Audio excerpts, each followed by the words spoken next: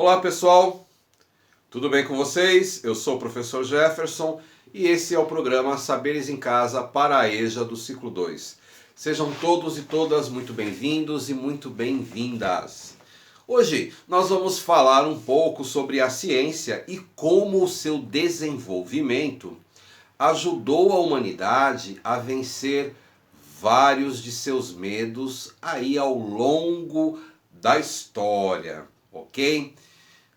A ciência é o conhecimento que explica os fenômenos, obedecendo às leis que foram verificadas por métodos experimentais, né? Baseia-se na regularidade, na previsão e no controle de fenômenos, né? Dos fenômenos que podem ser observados.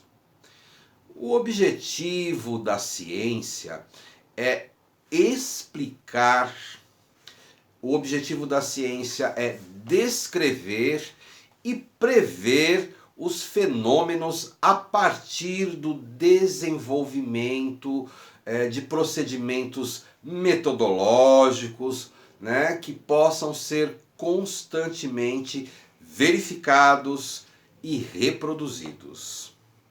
Se a definição de ciência pode ser posta em poucas palavras, a história da ciência é de espetacular grandeza, uma aventura magistral, né? Levada a cabo por grandes homens decididos a descobrir o que até então todos desconheciam.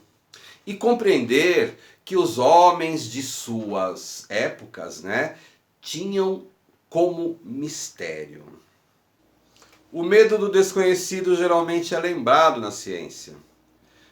Muitas vezes com o receio de não dominar completamente aonde pode chegar um determinado experimento ou uma determinada descoberta, né?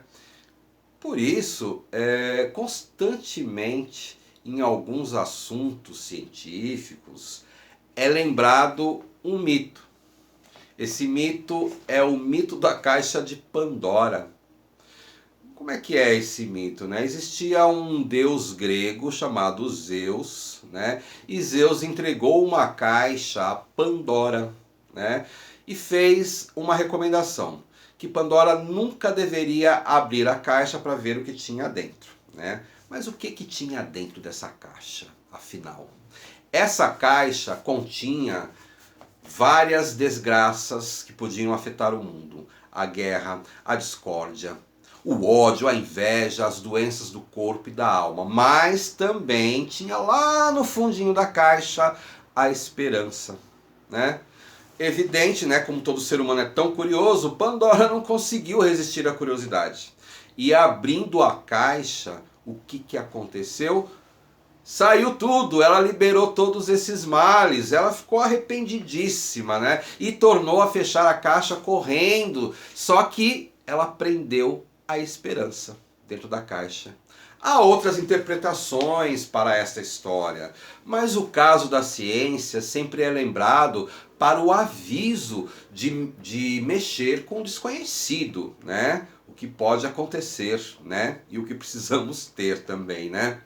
Foi lembrado, por exemplo, no desenvolvimento das usinas atômicas. Outro exemplo, nas viagens espaciais, quando começaram a se desenvolver. E hoje vem à tona novamente, quando se fala do desconhecimento do alcance que pode chegar a inteligência artificial. Você já deve ter ouvido esse assunto em algum lugar.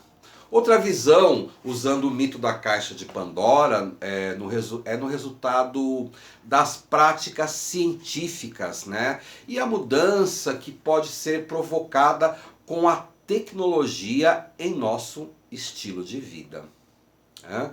Os produtos e os conhecimentos científicos e técnicos, eles penetram as sociedades e as transformam, né, por meio dos mercados do consumo ou pelo uso, mas sem levar em conta as implicações sociais, né, as implicações morais, né, e até as ambientais, né. Bom, para verificarmos uma introdução à origem da ciência, eu vou convidar vocês para prestarem atenção muito nesse vídeo que vem a seguir, ok? Então fique atento aí. A SBPC foi fundada em 8 de julho de 1948 em São Paulo por cerca de 60 cientistas reunidos na Associação Paulista de Medicina. Posteriormente, essa data foi estabelecida como o Dia Nacional da Ciência. Nessa época, pós-Segunda Guerra Mundial, os institutos e universidades brasileiros enfrentavam uma crise muito séria, que motivou esse encontro. Liderado pelo médico e farmacologista Maurício Rocha e Silva, pelo médico José Reis e pelo biólogo Paulo Savaia. Esse movimento tinha a intenção de dar força e representatividade à comunidade científica.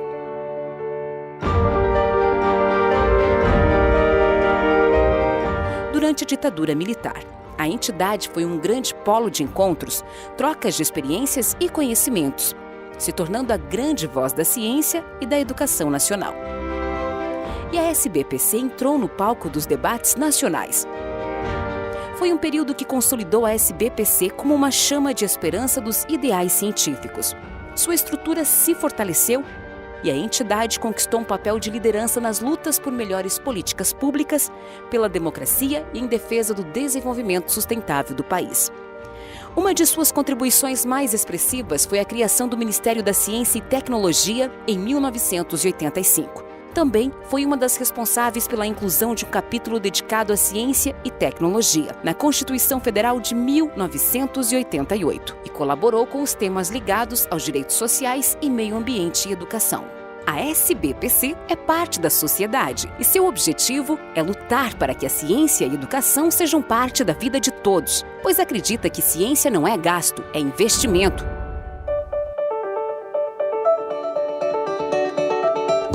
Hoje, a SBPC representa milhares de pesquisadores, estudantes e amigos da ciência e integra mais de 140 sociedades científicas de diversas áreas do conhecimento, muitas delas fundadas no seio da entidade. Seus holofotes estão voltados a 5 pontos principais: colaborar com o desenvolvimento científico e tecnológico do Brasil, lutar pela qualidade e universalidade da educação, defender os interesses dos cientistas, promover a disseminação do conhecimento científico por meio de ações e divulgação da ciência, lutar contra os obstáculos que impedem o progresso da ciência, propondo políticas públicas para o desenvolvimento do país. A SBPC tem uma rica história de contribuição ao desenvolvimento científico e social do país, propondo e apoiando leis como o Código Florestal, a Lei da Biodiversidade e o Marco Legal da CTI, angariando recursos para ciências com manifestações do Congresso e nas ruas, e também promovendo a popularização do conhecimento científico em suas reuniões anuais e regionais por todo o país. Hoje colhemos os frutos de 70 anos de trabalho dessa entidade que acredita no Brasil. Integra a sociedade e convida as novas gerações a cultivarem a curiosidade e o amor ao saber. Os 2 grandes motores do progresso humano. SBPC, 70 anos. Ciência e educação. Ontem, hoje, amanhã.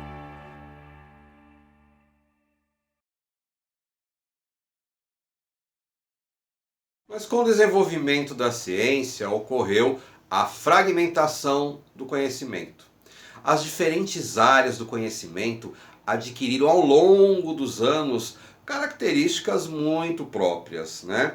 Cada disciplina carrega em si uma forma de pensar que se manifesta em suas formas de interpretar o mundo na linguagem desenvolvida para a descrição de seus fenômenos e nas diferentes técnicas de investigação e transformação da realidade, né? Com isso se formam as diferentes especialidades que se definem não apenas pela construção de um objeto de estudo específico, mas por suas formas de pensá-lo e torná-lo inteligível, né?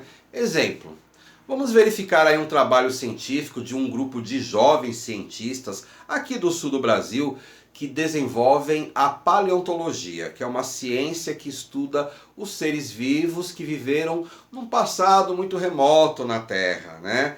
Aqui em nosso país, eles estão pesquisando os animais pré-históricos dos chamados registros fósseis. Opa, o que é registros fósseis, né? São os vestígios preservados de animais, plantas e outros seres, né? E rochas com moldes de corpo ou parte de rastros e pegadas desses sobreviventes lá, desses viventes, né? Nesse período. Preste atenção aí nesse vídeo e vamos aprender um pouquinho. O ano é 2019, mas a nossa viagem hoje remete a milhões de anos. Estamos na região da Quarta Colônia, em São João do Polesine, onde aconteceu a descoberta do fóssil de um dos mais antigos dinossauros carnívoros do mundo, o Gnatovorax cabreyrai. A descoberta acaba de ser anunciada para o mundo no periódico científico Piaget, pelos pesquisadores do Centro de Apoio à Pesquisa Paleontológica da Quarta Colônia, o CAPA, que desde 2014 vem trabalhando nesse estudo. O fóssil foi estudado durante uma tese de doutorado de um estudante da UFSM, né, que é o Christian Pacheco, do programa de pós-graduação em biodiversidade animal. E qual que é a relevância disso, né? Então ele teve a oportunidade de desenvolver um estudo, né, que é super importante, né, no campo paleontológico, onde ele fez toda uma descrição desse estudo, né, junto com os servidores aqui do CAPA, né? Foi uma equipe inteira de profissionais que trabalharam e um professor da USP também. E isso foi muito interessante que surgiu essa publicação de relevância internacional e como é um tema bastante interessante no campo de vista paleontológico, que é a origem dos dinossauros, então isso acaba circulando pelo mundo em todo. O estudo aconteceu em diferentes etapas. Primeiro a coleta e a preparação mecânica, em que se retira o sedimento dos ossos, depois tomografias para observar estruturas que não eram visíveis. A modelagem virtual também foi utilizada, o que tornou possível imprimir a cópia do crânio numa impressora 3D. Assim, quase todo o manuseio dos ossos é feito no ambiente virtual. E uma implicação bastante bacana e indireta desse trabalho é que isso permite que a gente imprima o esqueleto, por exemplo, numa impressora 3D, faça cópias dele, e isso vai permitir que futuramente a gente possa colocar o esqueleto inteiro montado na exposição e inclusive trocar cópias desse esqueleto com outras instituições, então difundindo ainda mais o patrimônio paleontológico da Quarta Colônia para o mundo. Olhando assim, a gente nem imagina que esse dinossauro tinha 3 metros de altura e viveu há 233 milhões de anos. Em comparação às estruturas anatômicas de outras espécies, o Gnatovorax cabreyrai apresenta características diferentes, que até então a ciência não sabia. Ele é o primeiro predador topo de cadeia e também o fóssil de dinossauro carnívoro mais completo já encontrado. Justamente o fato dele ser tão completo, a gente vai ter ele como uma base anatômica, né? Nenhum outro dinossauro desse grupo é tão completo, então quando a gente vai estudar algum osso, alguma parte do esqueleto, a gente vai acabar usando esse animal como base, ele vai servir como um guia anatômico para a gente. Então ele vai servir realmente para a gente conseguir trazer coisa nova, comparar com outros animais, justamente esse fato de ele estar tão completo. E outra coisa interessante, o fato de que ele é um animal carnívoro, provavelmente um predador topo de cadeia do momento em que ele existiu, né? Ele era o maior dinossauro carnívoro da época em que ele existiu. Ele não era grande, né, perto de outros dinossauros, mas no momento em que ele existiu ele era grande. Ele tinha cerca de 3 metros de comprimento. Outros dinossauros da mesma idade tinham cerca de 1,5 metro de comprimento, então ele era grande perto desses dinossauros. Então ele acaba sendo um dinossauro topo de cadeia e a gente não tem muitos animais, né, topo de cadeia registrados no registro fóssil aqui da região. Então ele ajuda a gente a entender um pouco melhor sobre como era a ecologia desses animais. A dentição dele, né, nos indica que ele é um animal carnívoro. As garras dele também são garras bem típicas de um animal predador que serviam para segurar as presas.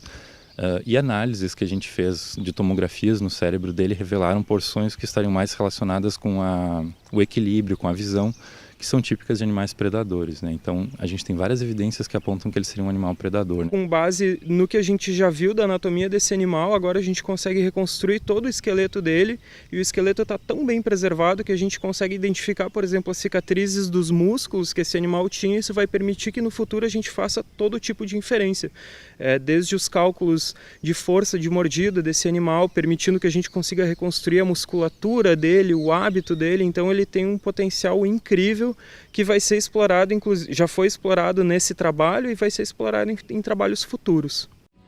Os fósseis foram descobertos no sítio Marquesan, pelo pesquisador Sérgio Furtado Cabreira, o que justifica o segundo nome do animal. Já o primeiro nome significa mandíbulas vorazes, que condiz exatamente com o predador. As descobertas do Capa estão na Mostra Paleontológica Irmãos Carnim. Só no ano de 2018 foram descobertas 2 espécies novas de dinossauros. O único animal que tinha sido descoberto desse grupo, os Herrerasaurideus, até o momento, ele foi descoberto há mais de 80 anos atrás e foi descoberto justamente em Santa Maria. Então ele foi descoberto por um paleontólogo santamariense, nascido em Santa Maria, que foi o Llewellyn Ivor Price, um importante paleontólogo brasileiro. E na época que ele foi descrito, ele na verdade foi o primeiro dinossauro a ser descoberto no Brasil. Depois, com o passar dos anos, das pesquisas, foram descobertos outros dinossauros em outros lugares, mas nunca um desse grupo dos Herrerasaurideus. Então esse é o primeiro achado de um Herrerasauridae em mais de 80 anos em solo brasileiro. O que é interessante nessa pesquisa é que ela foi toda desenvolvida por pesquisadores do Brasil. Isso é muito interessante, né? Então a gente está produzindo ciência de qualidade dentro do nosso país e exportando esse conhecimento para o mundo todo. Então atualmente esse conhecimento gerado ele fica à disposição de toda a comunidade científica do mundo todo, né? Que vai poder às vezes reestudar esse fóssil também daqui a pouco, né? E criar suas próprias hipóteses sobre a evolução desse grupo, mas a informação original ela partiu aqui da UFSM, né? A história dos acertos e dos erros das ciências caminha muito próxima, né? Isso não significa negar a legitimidade de alguns saberes, mas sim reconhecer as características da prática científica, né? O reconhecimento envolve limites de validade impostos pelo seu próprio processo de construção, o que faz com que modelos e teorias precisem ser ao longo do tempo testados novamente, né? Para o futuro da ciência, os desafios que os governos e comunidade científica vão enfrentar nos próximos anos são o fortalecimento da educação científica, a adoção de políticas para garantir a ética na pesquisa e a transformação do conhecimento em desenvolvimento social.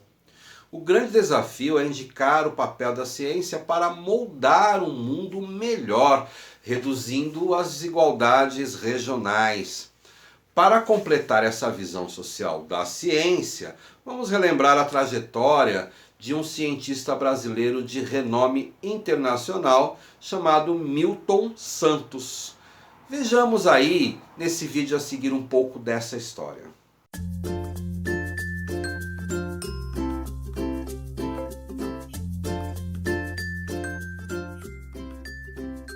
Conheça Milton Santos, geógrafo nascido em 1926 no interior da Bahia.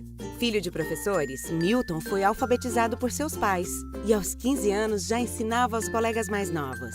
Formado em Direito, mas apaixonado pela geografia, ele se tornou professor da Universidade Católica de Salvador e anos mais tarde, doutor pela Universidade de Estrasburgo. Na época, era uma conquista rara para um jovem negro vindo de uma família humilde. Para Milton, tudo que envolve o ser humano está relacionado. Por isso, ele considerava que para entender como a sociedade se organiza no espaço físico, ou seja, na sua geografia, era preciso compreender as questões sociais, políticas e econômicas também. Foi por esta percepção de complexidade na geografia, que significa que diversos fatores estão relacionados e dependem um do outro, que Milton Santos se tornou conhecido no Brasil e no mundo. Por seu espírito crítico, na ditadura ele foi preso e exilado. Durante os 13 anos de exílio, se dedicou à pesquisa em países como França, Canadá, Estados Unidos, Tanzânia e Venezuela, onde atuou no planejamento de urbanização da ONU. Em 1979, já de volta ao Brasil, Milton lança O Espaço Dividido, um clássico sobre o subdesenvolvimento e a geografia urbana. Milton Santos é até hoje o único intelectual da América Latina a receber o prêmio Vautrin Lud, conhecido como Nobel da Geografia. Sua percepção para além dos limites da geografia o tornou uma inspiração em áreas como arquitetura, planejamento urbano, economia, filosofia e ciências sociais. Graças a ele, a geografia se tornou uma ferramenta para planejar não apenas cidades, mas políticas públicas para a redução das desigualdades. Viu só como a ciência tem o poder de transformar a sociedade? Ciência gera desenvolvimento. Compartilhe essa ideia.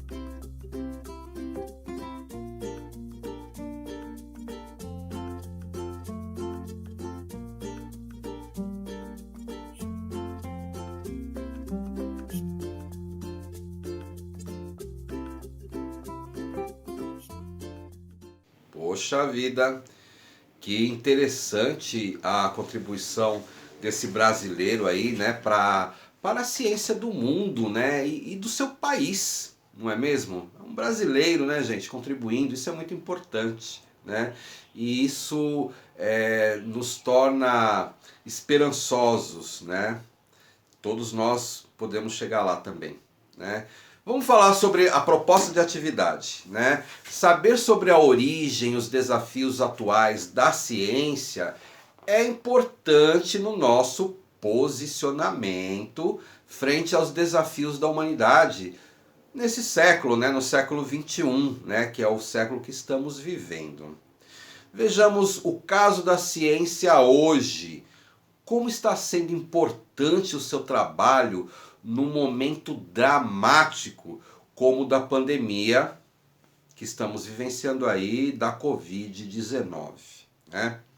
Apesar de todo o avanço, ainda encontramos na internet canais negacionistas que espalham notícias falsas, que são as fake news aí, sobre fundamentos contrários à ciência, como no caso da chamada Terra plana, né?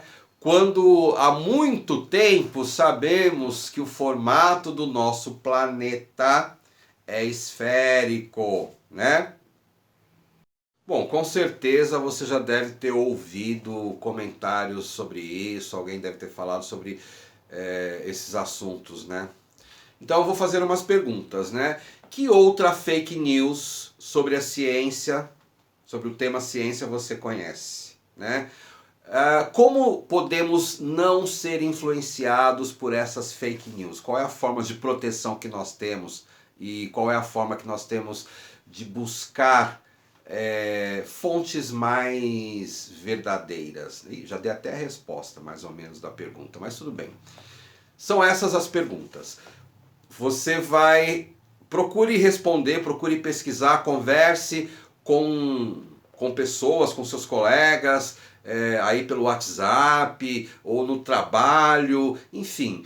Abra um diálogo, e é muito interessante quando a gente abre um diálogo respeitando a opinião das pessoas, mesmo que ela seja diferente daquilo que nós achamos. Mas é muito interessante que a gente procure fatos científicos, né, que deem base para estas respostas, né?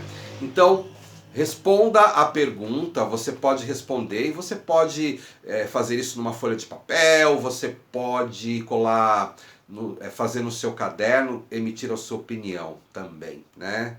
Que outras fake news você conhece?